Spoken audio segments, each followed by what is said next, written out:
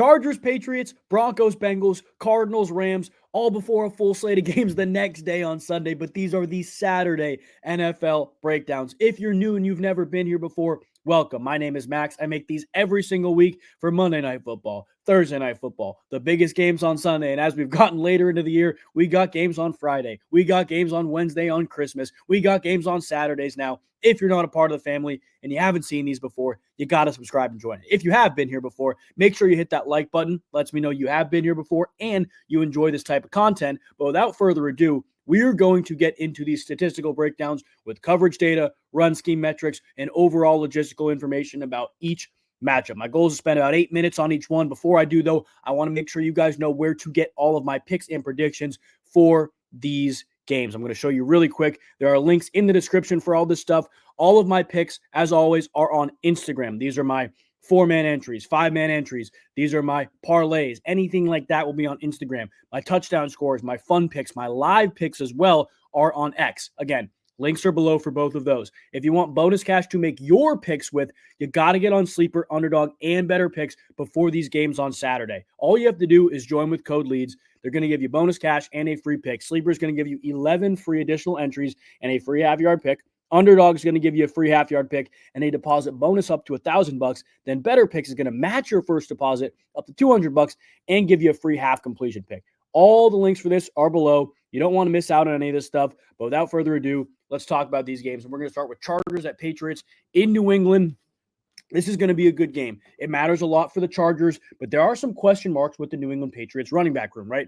We saw the potential, at least, of Ramondre Stevenson getting benched or having some of his snaps taken away from him. How true is that? I don't know. And truthfully, it scares me because I look at this Chargers defense and they're giving up the 4th most receptions to running backs. If you guys were here last Thursday, not Bears Seahawks, but Chargers Broncos, you'd know our favorite pick of the night was Javonte Williams' receptions. I don't even know how many he had. I think he had 11 targets, but his projection was 3, and he crushed it.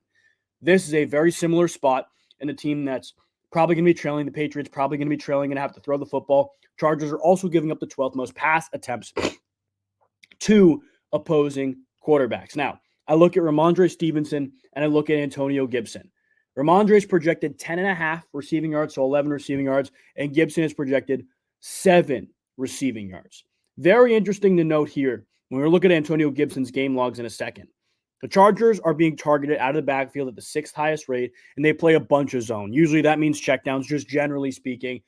New England's not throwing to running backs at a crazy rate. It's actually exactly average, 16th in the NFL, but they're the 11th highest designed screen team. So if Antonio Gibson's out there on a 2nd and long or a 3rd and long, one screen pass might be all it takes to hit that 7-yard number. I'm going to pull up his game logs really quick so you can understand what I'm saying now.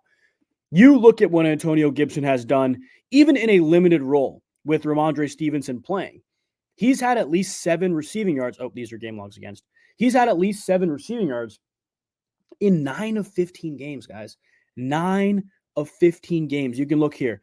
Antonio Gibson, obviously nothing really week 1, and then he slows down a little bit, but you got 7. You got 8. You got 67. Look at that. Jeez.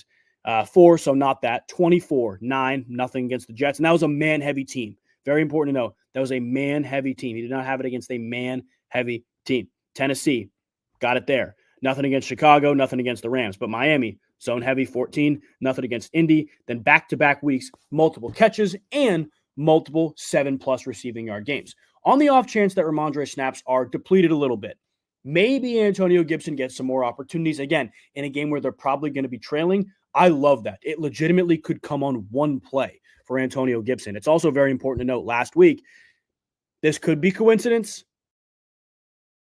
but we've seen it before. We've heard the talk about Ramondre potentially being benched.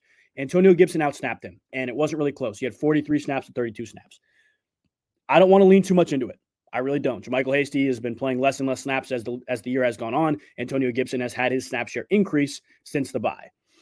Look, I don't want to overreact. I don't want to think too much into this, but Antonio Gibson, 7 receiving yards could come on one play.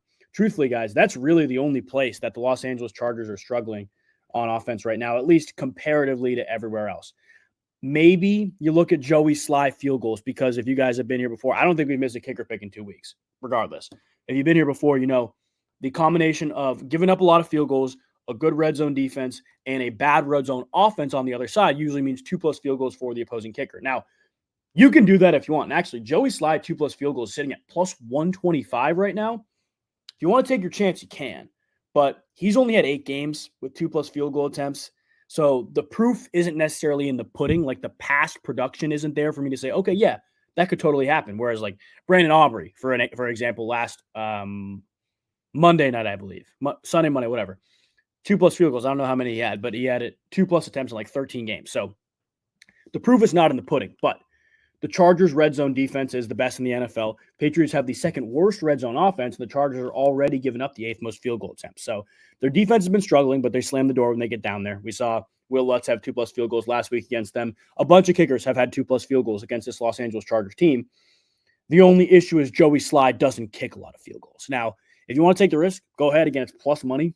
Take your chance with it if you want to. I don't mind it. I might sprinkle a little bit on it. But I think the best thing on New England's side right now,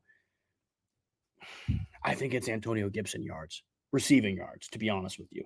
It could happen in one play. And you guys know, my real ones know, the one time we've been on Antonio Gibson this year, money. And it was his anytime touchdown, cash. He looked really good in that game. Antonio Gibson, 7 receiving yards. On the other side, Gus Edwards is out, and that is huge because the Patriots' run defense is brutal. 5th most rush attempts per game against them, and the 3rd most rush yards per game given up. They can't stop the run. They're actually solid against the pass, whether it's average or a little bit above average. They're solid against the pass. But the Patriots, man, they're a little bit worse in terms of man gap yards per carry. The Chargers, after the Dobbins injury, were brutal in the run game.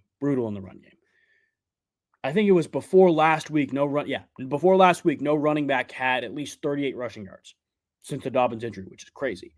But Dobbins is questionable. Dobbins might play. Now, this is the prime example of why you got to follow me on Instagram or on X, or both if you have both. Because when I did this research and looked it up, and I can look it up again right now, the projections for Dobbins are not out yet. Because Edwards is out, we don't know how much Vidal is going to play. The projections are not out yet because of Dobbins. But Patriots are bottom 10 in zone yards per carry and man gap yards per carry. They're not giving up a ton of explosive runs, which is important to note. But in a game, again, where the Chargers are probably going to be winning, probably going to be taking the air out of the football, I'm definitely going to lean into the run game in some way. Whether it's Dobbins, whether it's Vidal, I'm leaning into it in some way. I'm not super confident in a straight pick for either of the running backs, especially if Dobbins coming back first game in, a month? Regardless, I can't confidently do that. But what I can confidently do is water it down a little bit and say, okay, Chargers are going to be winning. They're going to run the football. That's their identity. It complements their offense. Somebody's going to get 40 yards or even 25 for a guy like Vidal. I like that a lot. On the other side, pass game. Patriots are giving up the 15th most yards to wide receivers, 17th most receptions. So they're, middle of the pack, and they have Christian Gonzalez, and they'll double team. But they play a ton of man, top 10 in man coverage. And Ladd McConkey, we did it against Denver. His yards hit, and we laddered it up to 80. That hit as well. Look, 3.39 yards per out run against man, 28 targets, 22 receptions, almost 16 yards per catch. It's pretty ridiculous. Here's the issue, though. He is projected 69 receiving yards and 6 catches. When you go look at his game logs, as good as Ladd McConkey has been, you go look at his game logs, it's those numbers at least, it hasn't made us believe that he can hit it consistently. Now, you can look at his production against man-heavy teams. He's been better against man-heavy teams. Like, you go look at Denver, he hit the 6-catch and 87-yard mark. Baltimore, 683. Since he's balanced, but 623. Cleveland, he had 64. New Orleans, he had 6 for 111. Like, he's better against the man-heavy teams, absolutely, but only 5 games he's had that 69.5 or 70-yard number. Only 5 games he's had that 6 reception number.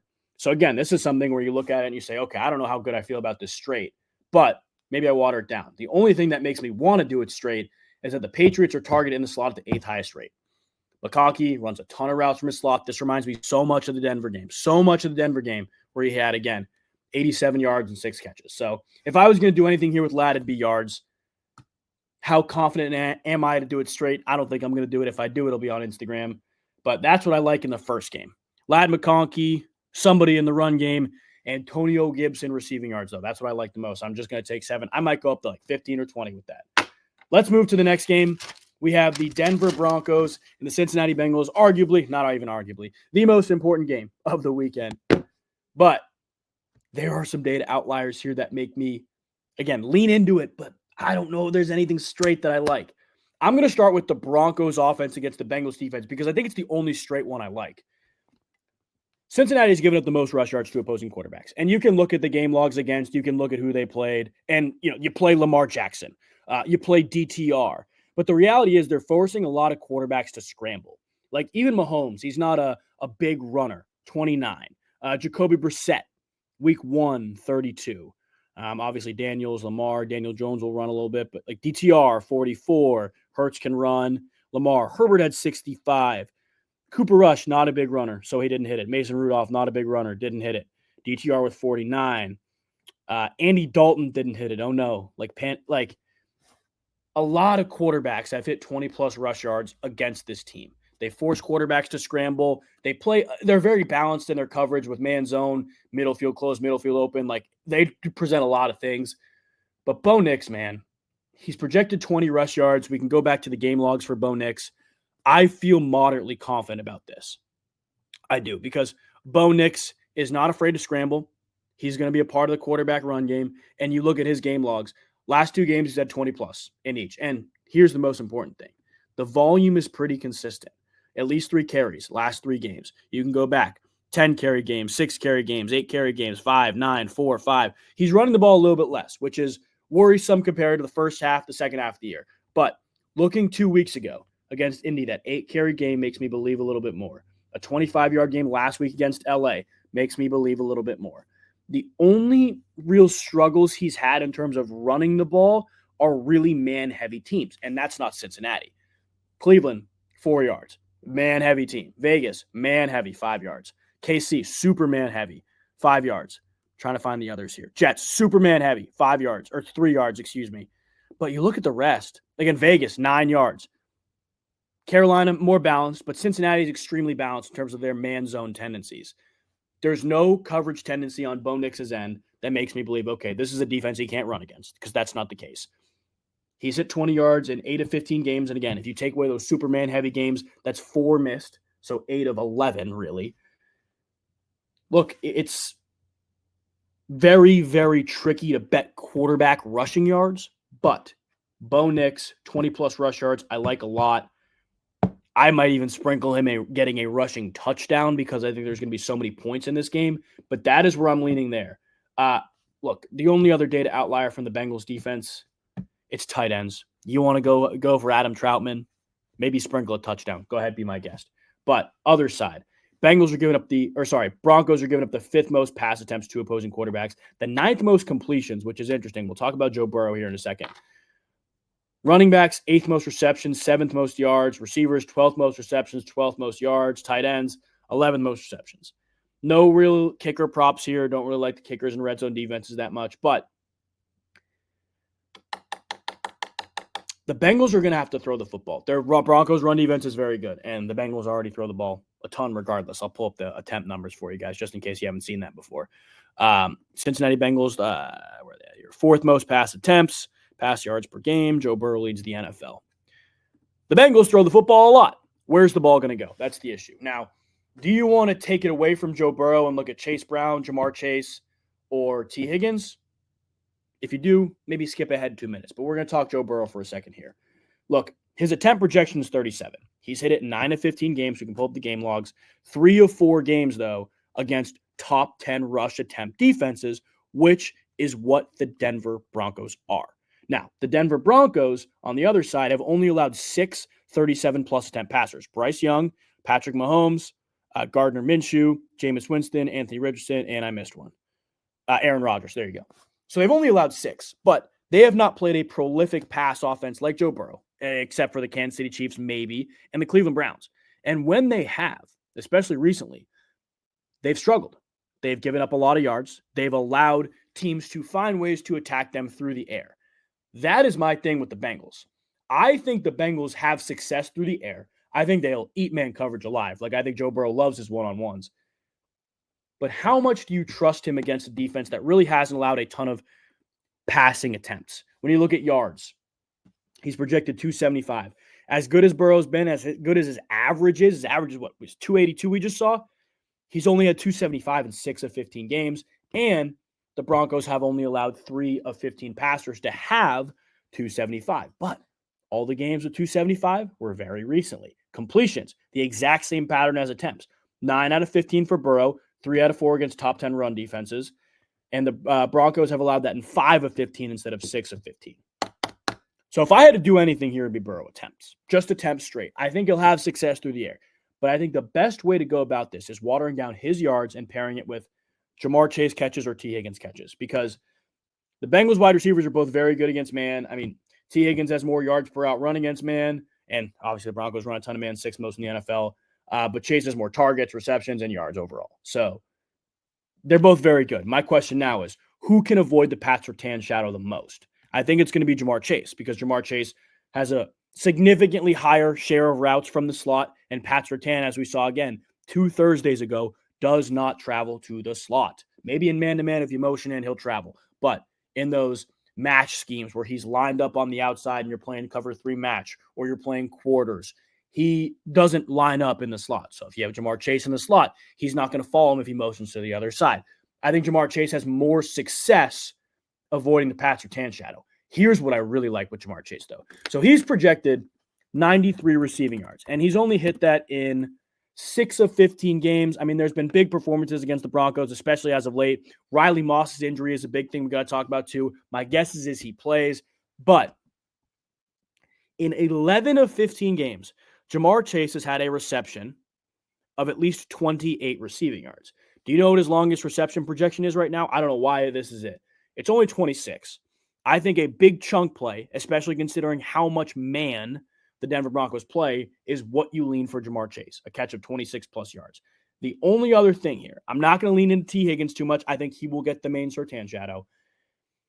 Chase Brown, because like we talked about, Broncos are giving up the 7th most receiving yards to opposing running backs and the 8th most receptions to running backs.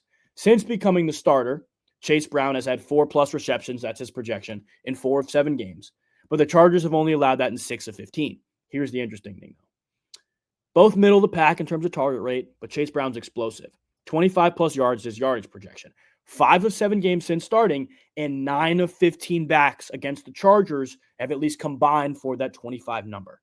Nobody really runs routes out of the Bengals backfield outside of Chase Brown. He's playing a disgusting amount of snaps. I think you can lean into that. I think you can take your chance with Chase Brown receiving straight. So we got Nick's yards, rushing yards. I'm probably going to water them down and pull them all together on Instagram. I'm not going to lie. But the 4 straight ones I like, I will truthfully be on. I'll tell you guys which ones I'm on straight on Instagram and X. Nick's rush yards, Jamar Chase longest reception. I'm going to ride that one. I can guarantee I'm doing that.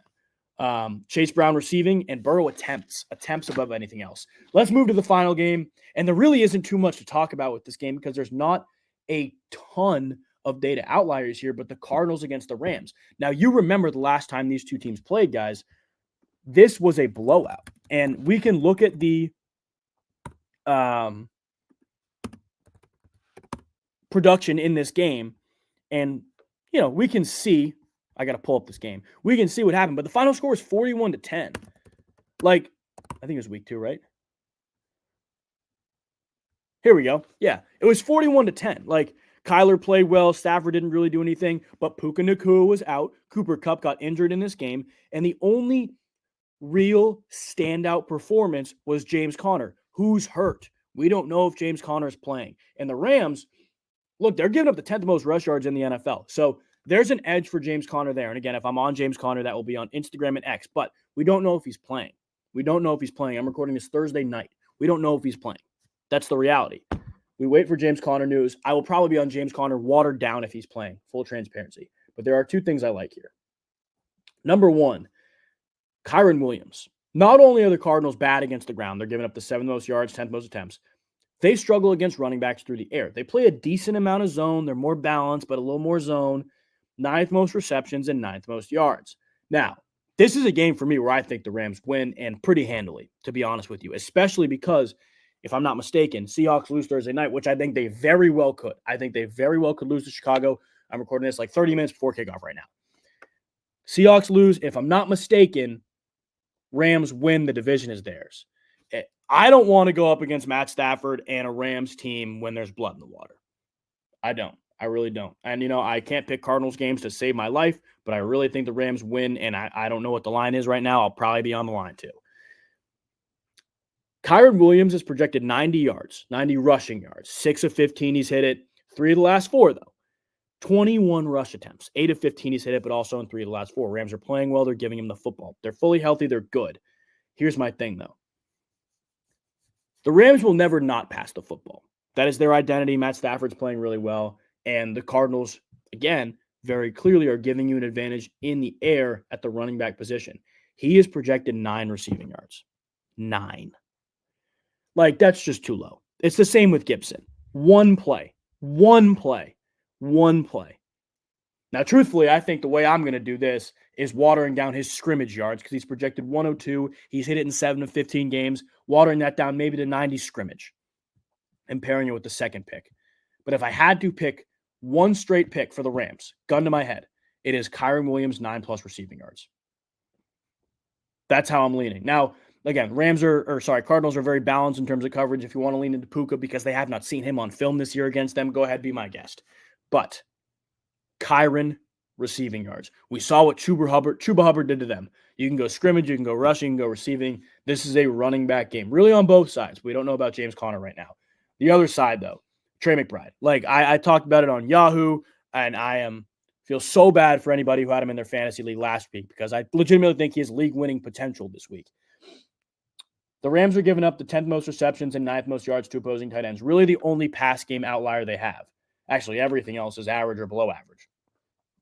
8 of 15 games, including that past Rams game, he had 61 receiving yards. That's what he's projected. Now, the Rams, they've only allowed 5 tight ends to have 61 receiving yards. But I'm going to pull up those game logs against the Rams so we can all understand what that has looked like and the tight end production against them.